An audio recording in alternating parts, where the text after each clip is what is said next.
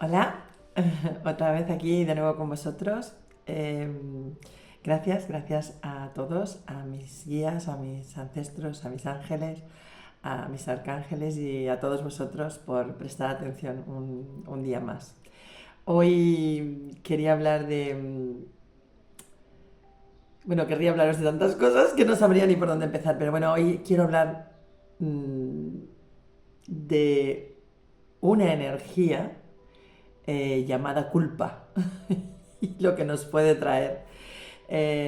La culpa es invisible, es transparente y a veces ni siquiera la vemos, la vamos asumiendo de una manera tan sutil.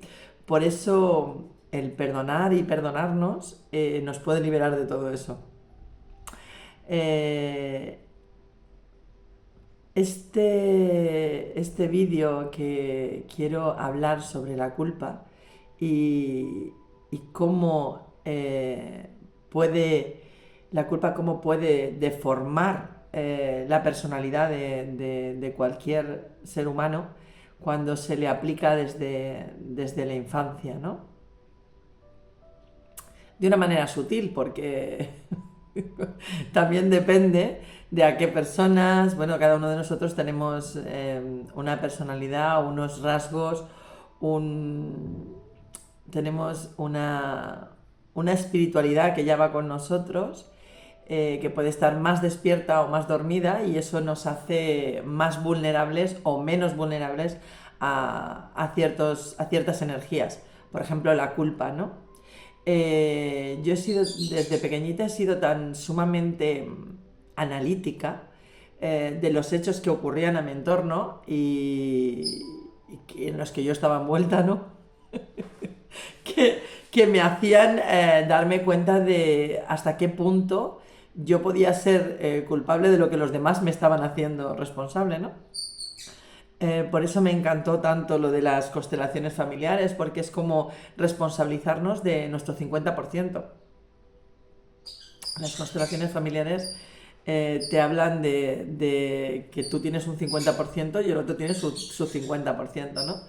Y cuando alguien intenta hacerte culpable, es como si su 50% no existiera, te lo echa todo a ti, ¿no? O cuando alguien se siente tan sumamente inundado de culpa, de esa energía tan destructora, creyéndose responsable de toda la parte. O sea, siempre hay un 50-50 y ese 50-50 te hace que si eres consciente de que no, de todas las situaciones, no, en ninguna situación, no todas, no, en ninguna situación somos responsables al 100% de lo que está ocurriendo, somos responsables al 100% de nuestras emociones, de nuestra forma de ver, de elegir nuestro libre albedrío, de la actitud que tomamos ante lo que nos ocurre, ¿no? Pero cuando se trata de manejar o de trabajar la culpa, ya os digo que puede ser muy sutil. Desde la infancia, a lo mejor si tienes una mamá o un papá narcisista, que si tienes un papá narcisista se las trae, ¿no? Pero si tienes una mamá narcisista es bastante más grave porque la madre es el amor, la madre es la que nos transmite el cuidado y si no lo tienes en la infancia pues te va a hacer que te conviertas en un camaleón porque al final para ser aceptado por los demás la no aceptación de la madre hace, y desde la infancia, es que claro, eso se eterniza en el tiempo. Cuando naces, cuando eres pequeño, cuando eres adolescente, la madre tiene que estar ahí para cuidar y para reafirmar y para confirmarle al hijo lo importante que es. Si en vez de hacerte sentir importante y con un valor, lo que hace es quitártelo constantemente, e incluso te hace responsable de cómo ella se pueda sentir. Claro, en esto la madre es mucho más, es mucho más cercana a los hijos. O sea, no me refiero que un padre no está tan en el contacto directo como estamos las madres con los hijos, ¿no? quiero hablar de lo de la culpa porque esa emoción de la culpa nos lleva a buscar en los demás el reconocimiento. Vuelvo a repetir que hace mucho, o es muy importante el arquetipo espiritual que cada uno de nosotros tengamos, o las vidas que hayamos vivido, ¿no? Porque yo de pequeña he sido un bicho muy raro, porque aunque se me trataba de culpar o se me trataba de... Yo me resistía, yo siempre reclamaba mi lugar, porque lo hacían inexistente. Entonces, eso me otorgó títulos. Por ejemplo, se me llamaba en mi casa la Cenicienta, porque yo protestaba, pero a mí me daba igual. O sea, yo protestaba porque estaba hablando de unos hechos que no me podían negar.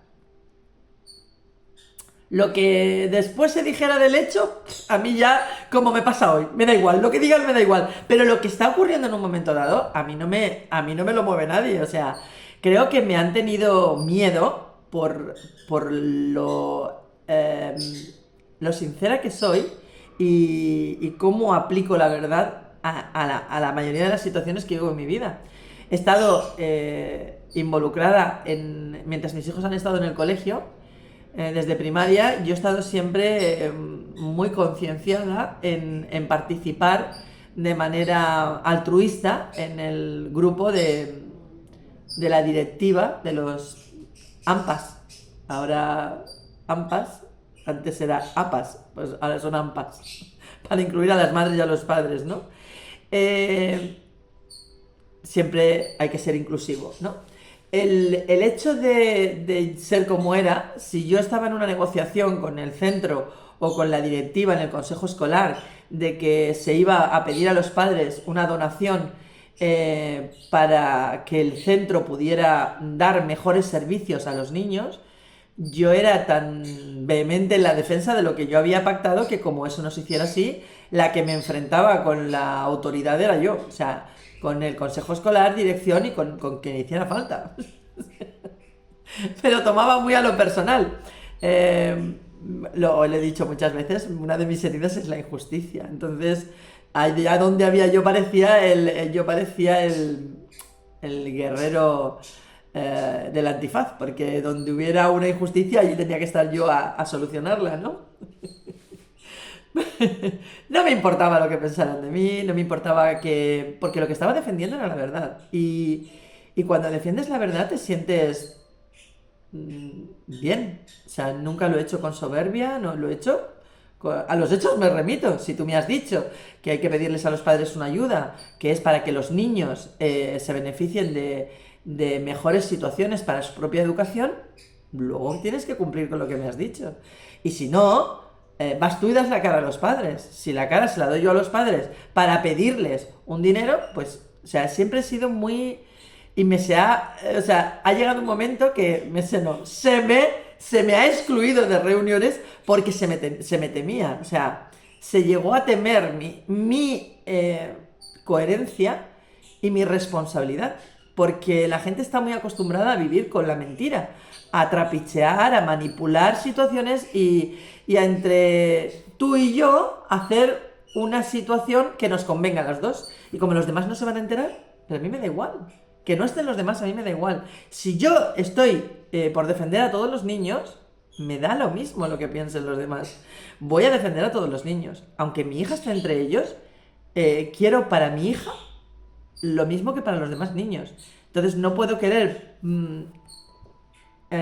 prever a mi hija de situaciones o beneficiarla más por ser mi hija y entonces otros niños se vean perjudicados. O sea, el hecho es que yo siempre he jugado con la verdad. Entonces la culpa en mí nunca ha existido porque he tenido, creo que demasiada conciencia para darme cuenta de cuál era la manipulación del entorno. No sé si lo he dicho en otras ocasiones, que incluso en el colegio rompí con una situación, no me acuerdo el año porque yo tenía pues 13 años, pero a mí mi madre, en cuanto suspendía una asignatura, me hacía ir todo el verano a clase. Porque normalmente, si no, mi madre me dejaba irme con mi abuela al pueblo, pero cuando había una asignatura que se quedaba pendiente y había que recuperar en septiembre, mi madre me mandaba a clase durante los 3 meses de verano. Claro, esto para el centro era un ingreso importante, ¿no? Bueno, pues llegó un curso en el que, después de haberlo repetido, yo estar muy segura de mi conocimiento, se me suspendieron un montón de asignaturas. Y mi madre, por supuesto, me llevó al centro. Ese verano no tuve vacaciones porque tenía que ir todo el verano a recuperación. Eran clases que mi madre pagaba durante todo el verano. Con la consiguiente riña Y ese año no se me dieron las notas. Se me dijo que estaba suspendida en tal, tal, tal, pero las notas no se me dieron. Y mi madre, por supuesto, pues me llevó al verano al colegio. Ese verano fue muy importante, o ese principio de curso fue muy importante porque fue un cambio para mí, para el centro y creo que para todos los centros, porque a partir de ese cambio, de ese arrancar de raíz, y no me sentí nunca culpable, pero el sistema estaba puesto de una manera que la autoridad estaba por encima de la verdad. O sea, una autoridad era el maestro, el director, tu madre. Una autoridad era quien estuviera por encima de ti. Y cuando eres niño, son todos. Entonces, menudas situaciones, ¿no? Recuerdo que cuando volví a examinarme en septiembre, entré a la primera examen que tenía supuestamente que acudir, y el profesor se echó a reír cuando me vio allí. Y me dijo, ¿qué haces aquí? Y le dije, ¿cómo que qué hago aquí? Si he estado viniendo todo el verano para recuperar esta asignatura. Y me dijo, ¿la tienes aprobada? Y le dije, ¿cómo? Dice, sí, la tienes aprobada. Estoy hablando de que yo tenía 12 años. Entonces me quedé muy... Y el profesor hasta se echó a reír diciéndome que tenía que estar contenta porque no me iba a examinar. Lo que él no se dio cuenta es que yo lo que había visto es que me habían tenido todo el verano estudiando para recuperar una asignatura que no había suspendido. Pero eso lo tomó hasta con risa, como diciendo, tenías que estar contenta, no vas a tenerte que examinar, estás aprobada, ¿no? Llegué a mi casa muy cabreada y diciéndole a mi madre lo que había ocurrido y lo que había por debajo de todo lo que estaba pasando. Mi madre se echó a reír y me dijo, pues tienes razón, si no te has tenido que examinar. ¿Por qué todo el mundo veía lo superficial y yo veía más allá? Yo veía que el negocio del centro era que los niños que en verano acudían les daban a ganar porque tenían clases durante todo el verano. Pero eso mi madre no lo vio, lo vi yo. La que lo pagaba era ella, pero la que se dio cuenta de que había sido un engaño con una intención, un por qué y un para qué. ¿Por qué pasó eso? Porque sabían que mi madre me iba a llevar y ellos tenían asegurado un ingreso.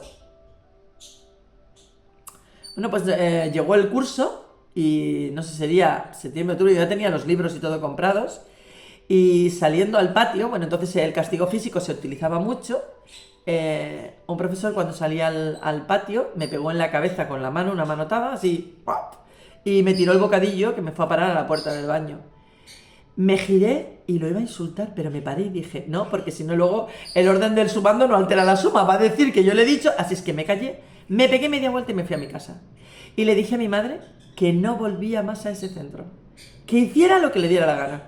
No sé si sería octubre o primeros de noviembre, cuando me cambiaron de colegio, porque me negué rotundamente, para que veáis si tengo carácter. O sea, a mi madre no me pudo convencer, ni mi madre ni nadie. De hecho, el centro me llamaron para hablar con el director y el profesor que me había pegado la manotada, y me pidieron disculpas porque había sido una broma. O sea, ya salieron de... No había motivo, porque es que fue de una manera muy salvaje y no había motivo. Claro, el dolor o el daño que me hizo no era medible. Yo no podía decir me ha dolido tanto, no. A mí me dolió más, me indignó más el que volvía a repetirse lo que siempre y yo no me podía justificar que el mismo bofetón.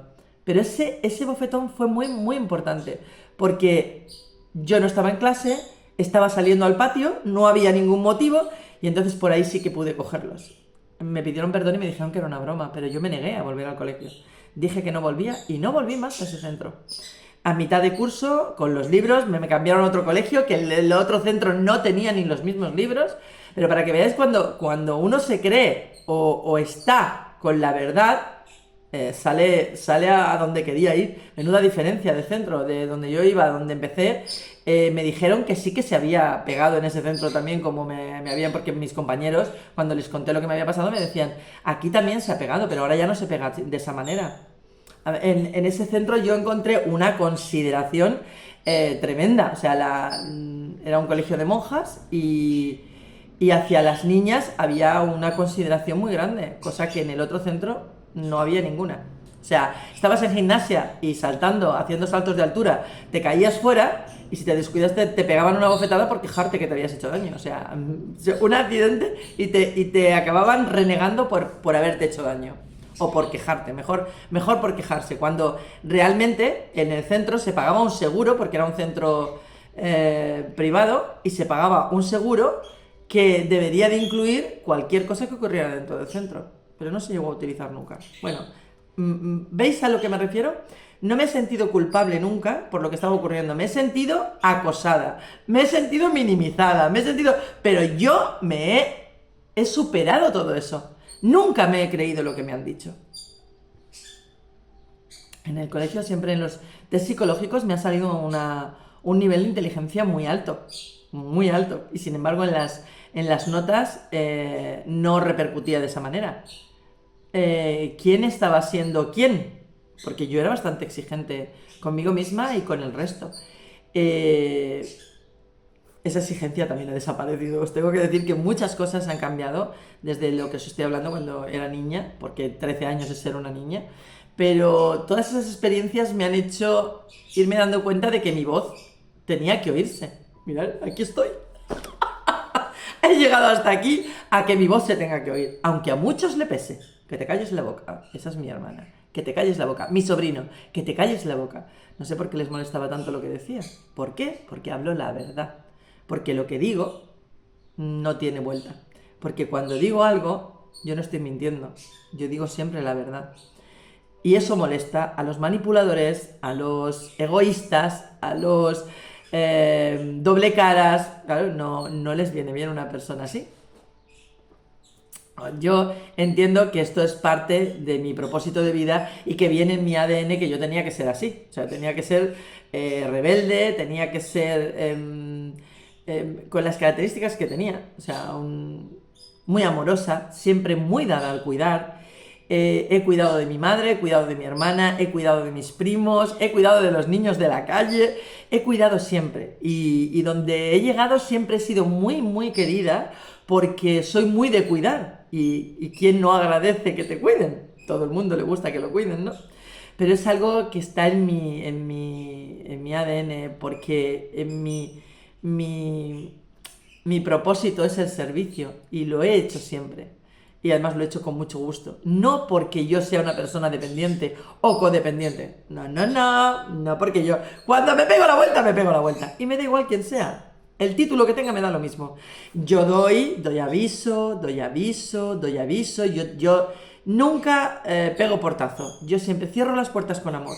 Y siempre con argumentos. No me subo por las ramas. Entonces, me doy cuenta de que hay mucha gente que ha asumido la culpa que le han echado y al final, con esa culpa, acaban no sabiendo ni quién son. Porque para que la otra persona se sienta bien, estoy hablando de un empático, para que esa persona se sienta bien, el empático, el que quiere que el otro se sienta bien, ¿no? El manipulador, que puede ser una madre, puede ser un padre o puede ser un profesor, siempre te va a hacer que te sientas culpable. En un trabajo, puedes ser un encargado, siempre te van a exigir más por muy buen trabajador que seas. Hay compañeros que también lo pueden hacer dentro del círculo laboral, ¿no? Que yo creo que cada uno tiene pues sus características, volvemos a lo mismo. Cada uno de nosotros tenemos unas fortalezas, unas grandezas, y no todos tenemos la misma capacidad de trabajo. Entonces, no quiero decir con esto que alguien tenga que hacer el trabajo del otro, pero no se puede comparar a un compañero con otro porque cada uno tiene su propio modelo estándar. Y es más, fijaros, suele ser que el que reclama es el que menos capacidad de trabajo tiene. Y ataca al que ve que tiene demasiada capacidad. Porque el que la tiene lo hace con mucha facilidad, con mucha sencillez, y además tampoco le da importancia. Pero a los demás les puede molestar, porque me estás poniendo en evidencia. Mira lo que has hecho tú en este tiempo y yo... entonces te tengo que atacar como sea, con mentiras, porque van a hablar de cosas que no son. Como hace una madre narcisista. Lo que hace la madre narcisista es, o el padre narcisista, es insistir en lo negativo para hacerte caer en... Yo me acuerdo cuando mis hijos eran pequeños que si me he equivocado en algo, yo les he pedido perdón a mis hijos. Y puede que fueran muy pequeños. Y cuando he ido a una clase de psicología y he venido con algún argumento que yo desconocía, a los primeros que se lo he contado es a mis hijos. Y les he dicho, madre mía, y yo diciéndoos esto, ¿no? Pues el padre de mis hijos muchas veces me decía, tú no tienes por qué pedir perdón, tú eres la madre. Digo, ¿perdona? Que yo sea la madre no quiere decir que yo no me pueda equivocar. Digo, que mis hijos vean que yo soy tan falible como pueden serlos ellos, les va a dar la importancia a que, aunque se equivoquen, pueden siempre rectificar en lo que se hayan equivocado. ¿Os dais cuenta lo que hace la educación? El patrón que van a imitar es el que les estás dando. Entonces, cuando una persona, es que los patrones tóxicos luego acaban siendo tóxicos porque es lo que han vivido. O sea, se acaban adquiriendo una cantidad de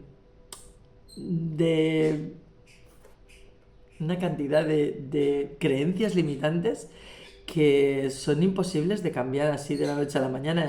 Necesita de un trabajo personal muy fuerte, porque el trabajo personal lo tiene que hacer uno, y el nivel de conciencia que vaya adquiriendo.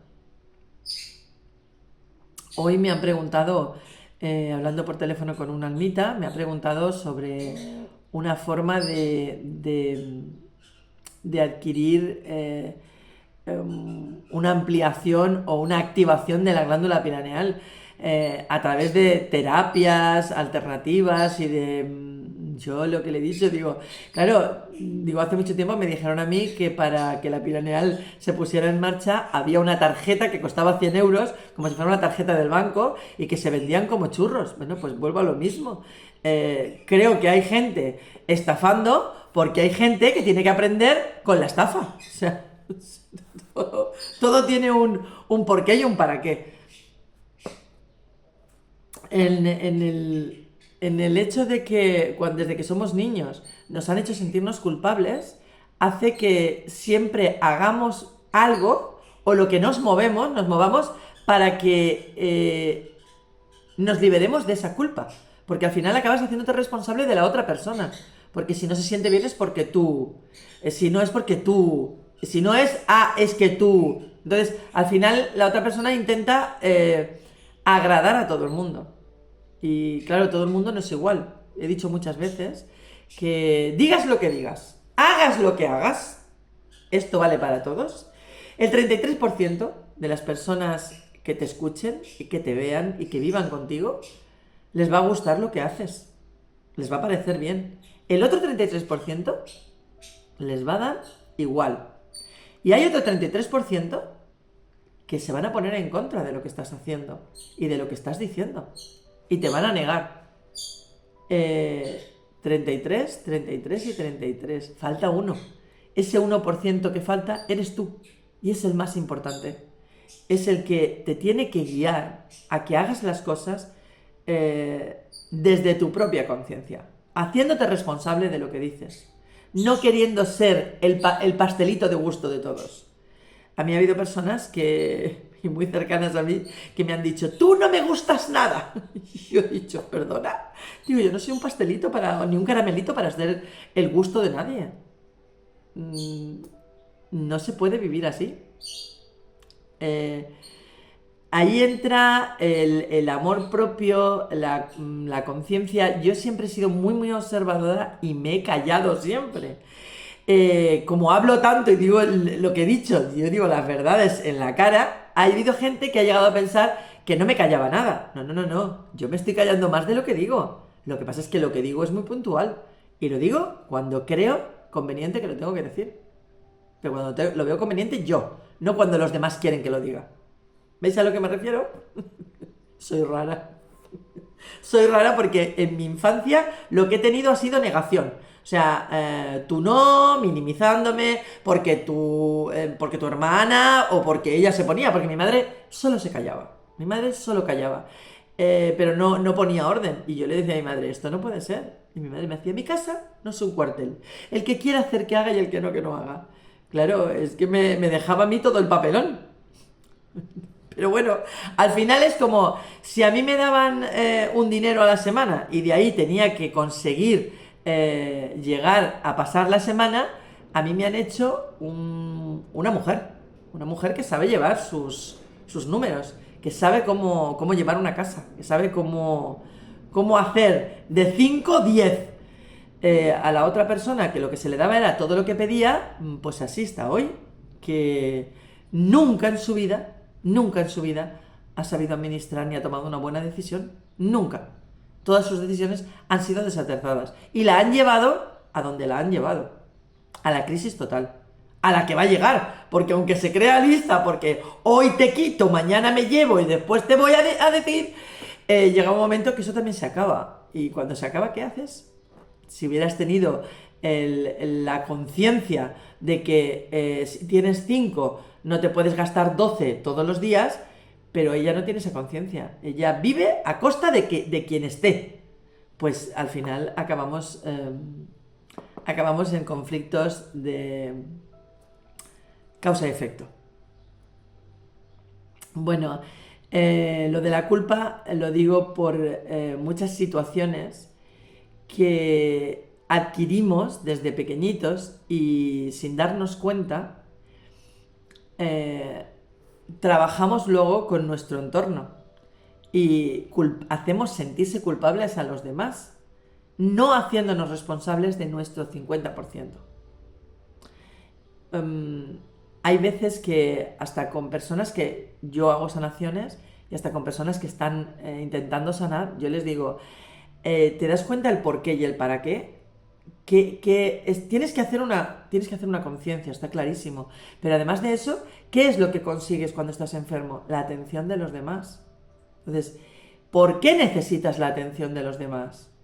Ahí hay un juego macabro dentro de nosotros mismos que acabamos jugando con la culpa para beneficiarnos de ella, pero porque los demás han hecho lo mismo con nosotros y lo han hecho desde la infancia y no somos conscientes de cómo eso ha quedado en nuestro registro.